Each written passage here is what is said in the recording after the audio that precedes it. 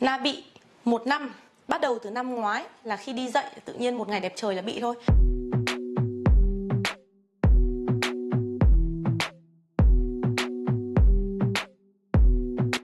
Hello, xin chào tất cả mọi người, chào mừng mọi người đến với chương trình Q&A số 3. Hàng tuần thì vào chương trình này Na sẽ trả lời cho các bạn tất cả những câu hỏi mà mọi người đặt ra cho mình trong group Healthy Life with Hana Giang Anh.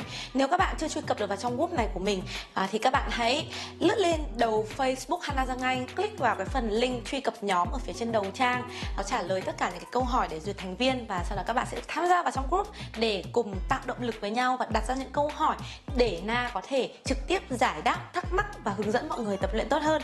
Thì cái câu hỏi lần này là Na nhận được của rất nhiều bạn chứ không phải là một mình bạn này. Đấy là trong lúc tập mà mình bị đau khớp gối thì như thế là có vấn đề gì không? Và làm cách nào để có thể cải thiện được nó? Có rất nhiều nguyên nhân khiến cho chúng mình có thể bị đau khớp gối trong lúc tập.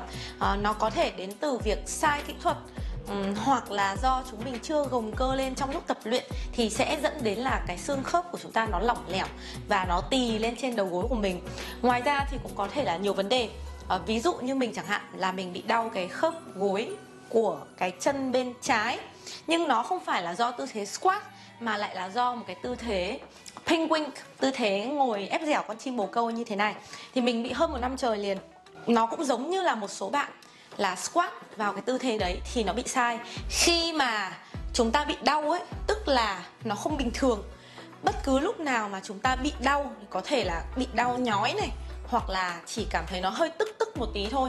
Cái cảm giác tức có nghĩa là tự nhiên bạn cảm thấy là nó không bình thường. Nó không nhất thiết là phải đau nhói lên, hoặc là nó sưng, hoặc là nó viêm đỏ gì đấy đâu.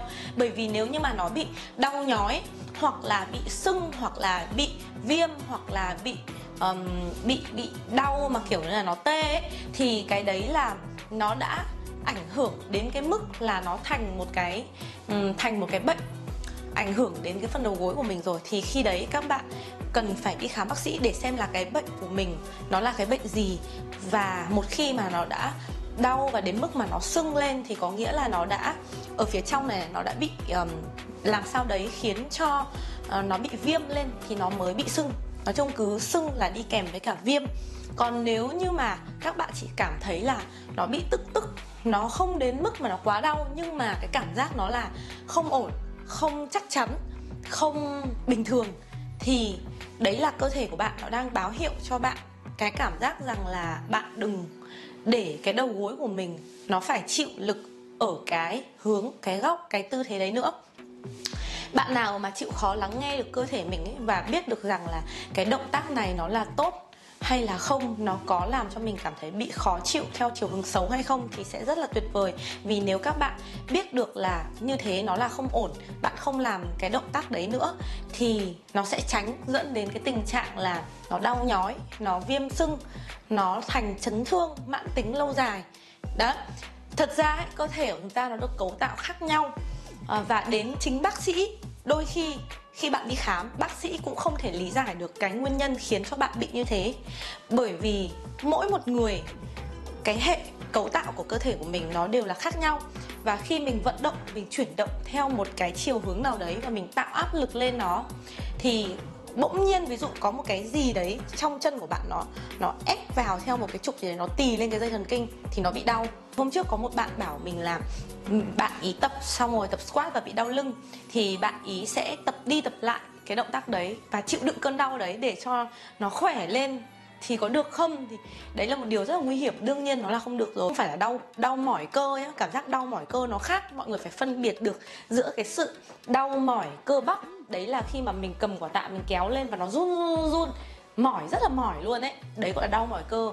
Nó là rèn luyện để cho phần cơ đấy của mình nó khỏe lên. Nhưng nếu nó là đau không bình thường, là đau tức, đau nhói, hoặc là hơi cấn, nhưng cảm giác không chắc, cảm giác nó hơi vẹo, dừng lại ngay lập tức, dừng lại, không tập cái động tác đấy nữa ngay khi mà các bạn cảm thấy nó không ổn. Thứ hai, đấy là các bạn cần phải check lại với cả huấn luyện viên của mình, hoặc là xem lại trong cái kỹ thuật trong video của Na, xem là bạn đã làm theo đúng tất cả những cái cảm nhận động tác mà Na hướng dẫn chưa.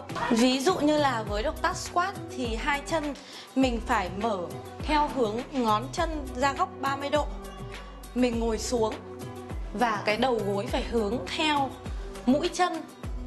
Nếu bạn bị đau gối thì có khả năng là nếu mà do là tập sai kỹ thuật ấy, thì có khả năng là đầu gối của bạn nó bị trụm lại. Thì khi mà mình trụm lại ấy, cái lực nó sẽ đẩy vào cái phía trong, mặt trong của cái khớp gối này, nó sẽ làm cho lực nó dồn đè vào đấy, thì các bạn sẽ bị đau mỏi cái phần ở phía trong gối. Ngược lại, nếu mà bạn nào mà kiểu bị căng tức ở cái phần phía trước của cái đầu gối này thì cũng có khả năng là các bạn bấm trọng tâm vào cái đầu ngón chân nhiều quá. Thế nên là khi mà hướng dẫn các bạn về kỹ thuật squat, mình hay nói các bạn là hãy đẩy trọng tâm vào gót chân.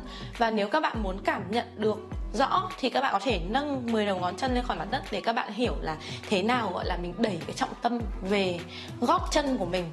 Còn kỹ thuật đúng của squat nó sẽ là trải đều cái trọng lực trên cả lòng bàn chân thì nó mới vững chãi được. Nhưng nhiều hơn là các bạn phải đẩy ra đằng sau, vì nếu các bạn bấm về đằng trước như này nhá, là nó tự nhiên nó sẽ lực nó lại bị dồn về cái trục trước của khớp gối thì nó sẽ đau. Đấy, đơn giản đấy thôi. Không được dồn về phía trước, không được dồn vào phía trong, mà nó phải dồn ra ngoài và theo hướng mũi chân. Có rất nhiều bạn tập squat ấy, cái ngón chân thì tòe hết sang hai bên như này rồi, nhưng mà đầu gối nó vẫn chỉ được như thế này thôi. Như thế nó vẫn là không đúng, bởi vì là các bạn nhìn này, cái đầu gối nó vẫn không đúng theo hướng của ngón chân.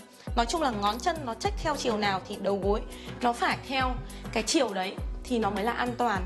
Đấy, nếu như các bạn đã kiểm tra tất cả những cái kỹ thuật đấy rồi mà các bạn vẫn thấy bị đau đầu gối ấy, thì nó có khả năng nữa là mình bị mỏi cái khớp gối. Nên là khi mà mình tác dụng lực nhiều vào đấy, ví dụ như người bình thường ấy, người ta tập thì không sao cả, nhưng mà cái đầu gối của mình nó lại bị yếu hoặc là có cái cấu tạo gì nó không bình thường. Thế nên là cùng là cái lực đấy mình dồn xuống thì mình lại bị đau. Thế thì cái lúc đấy bạn cần phải cho chân nghỉ một tí, mai bạn tập lại xem, hoặc là bạn có thể thay đổi lại cái thời gian tập. Vì có nhiều người là buổi sáng ấy, xương khớp của họ nó không được ổn định bằng buổi tối. Sau một ngày họ vận động đi lại nhiều rồi thì đến cái lúc đấy họ quay trở lại họ tập những cái bài tập nặng, thì lúc đấy họ lại cảm thấy người chắc chắn và ổn định hơn so với là lúc mà mình vừa mới ngủ dậy ấy. Đấy, thì các bạn có thể thử đổi sang là tập vào buổi tối xem nó có đỡ hơn không. Và nếu như mà đã chỉnh kỹ thuật này, đổi thời gian tập luyện này, nghỉ ngơi từ 2 đến 3 ngày mà tập lại bạn vẫn thấy bị, thì bạn đừng tập động tác đấy nữa. Cái kinh nghiệm xương máu của Na nhá, là Na bị đau cái khớp gối ở cái tư thế này này. Đây, làm như này là không làm được. Na bị 1 năm, bắt đầu từ năm ngoái là khi đi dậy tự nhiên một ngày đẹp trời là bị thôi. Không phải là do bị ngã, không phải do chấn thương, mà Na tập bao nhiêu lâu rồi Na cũng biết kỹ thuật, chứ không phải tự nhiên mà Na bị, mà nó chỉ bị một chân. Tự nhiên một ngày đẹp trời nó bị như thế, nó là cái chuyện rất bình thường. Bạn không cần phải thắc mắc xem là tại sao nó bị như thế đâu. Mình tránh bất cứ động tác nào liên quan đến tư thế này, mình không tập nữa. Trong vòng 1 năm thì tự nhiên một ngày đẹp trời, đấy là ngày hôm qua mình co chân lên và làm lại cái tư thế này thì nó không bị nữa. Các bạn có hiểu không? Có nghĩa là tự nó sẽ khỏi. Đó, tóm lại là các bạn cứ cho cơ thể nghỉ ngơi để nó có cái thời gian hồi phục, rồi các bạn tập dần lại, tự nhiên nó sẽ bình thường thôi. Nhiều khi chấn thương nó đến rất là bất chợt và tự nhiên, mà không phải do làm sao hết. Cách để các bạn kiểm tra xem là cái chân mình nó có bị nặng lên không ấy, bằng cách là nếu như mà các bạn chuyển động, các bạn bước đi hoặc các bạn ấn và thực hiện đúng cái tư thế đấy, cái góc đấy nó mới bị, thì nó là không sao.